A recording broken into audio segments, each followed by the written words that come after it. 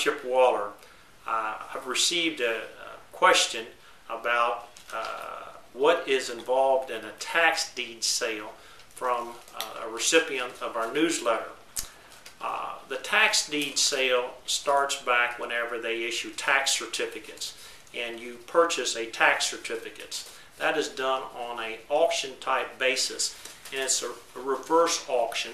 So if you bid on a tax certificate for whatever the taxes are on a particular piece of property, and no one bids against you, you get it at an interest rate of 18%.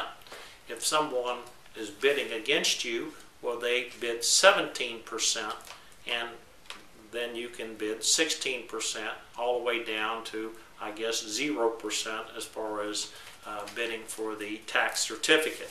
So once you acquire the tax certificate, you hold it until such time as the owner pays you in full for that, or after there have been 2 tax certificates or 2 years when the taxes have not been paid, then either one of the tax certificate holders can apply for a tax deed. And when you make application for the tax deed, all back due taxes have to be paid. Now, sometimes you see them where no one really wants to step up and pay these back due taxes, so you may have 3 or 4 years worth of back taxes before someone applies for a tax deed. Once you apply for a tax deed and you pay the back due taxes, the clerk then does a title search to determine who the owners of the property are and who the mortgage holders are.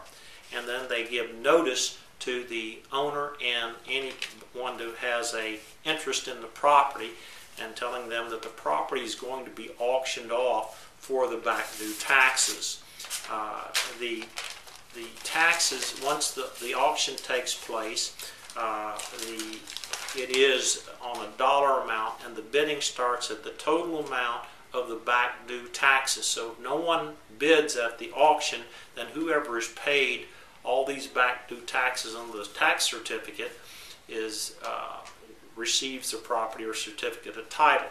Whereas if there's a third party bidder or someone else bidding, then the amount continues to go up, and any amounts above what was owed on the back due taxes is paid out to the owner of the property as their interest. The only time that the value comes into play as to the value of the property and how it might affect your bid is in the event that it's someone's homestead property. In that event, the statute provides that you have to bid a certain amount, a certain percentage, which I don't have right off the top of my head, to tell you what percentage of the assessed valuation is if you're going to be purchasing someone's homestead property for back due taxes. The successful bidder in their tax sale will receive what they call a certificate of title. Once you receive the certificate of title, well, then you're the owner of the property.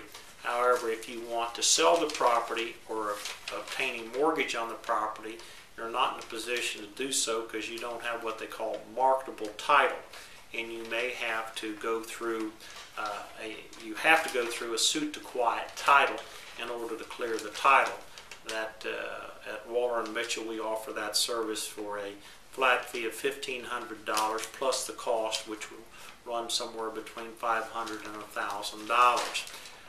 Another way of clearing the title is if you hold the title that you received from the clerk's office from the tax sale for 4 years, you may be able to avoid having to go through the suit to quiet title as far as that's concerned.